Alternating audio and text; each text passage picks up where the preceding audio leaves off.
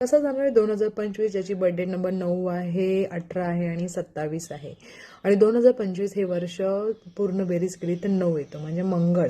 मंगळच्याच लोकांना मंगळ हे वर्ष कसं जाणार आहे तर एक लक्षात घ्या, ऑलरेडी मंगळ या ग्रहाकडे खूप एनर्जी असते आणि पटकन ॲक्शन घेतात, म्हणजे पटकन जे काही असेल ते पटापट त्यांना करायची सवय असते.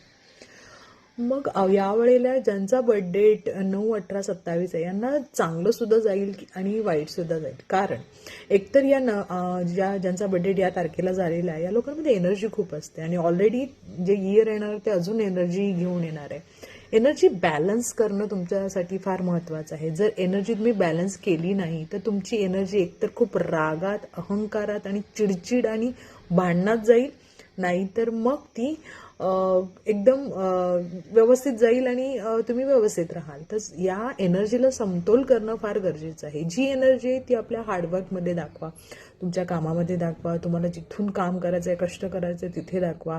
तुमचं रिलेशनशिप पटकन तुम्ही चिडू शकता, जास्त रागवू शकता, त्यामुळे रागावर कंट्रोल ठेवा. जे अभियांत्रिकचं शिक्षण घेत आहे, सैन्यामध्ये आहेत, इलेक्ट्रिकलमध्ये आहेत, अग्निशामक दलामध्ये आहेत, त्यासाठी खूप छान आहे. प्रमोशन होतील, चांगल्या गोष्टी होतील. पण तरीसुद्धा तुमच्या रागावर कंट्रोल करणे, त्या ॲक्शनवर कंट्रोल करणे फार गरजेचं आहे. खूप यश मिळेल, पण जर समतोल आणि रागावर कंट्रोल ठेवला तरच.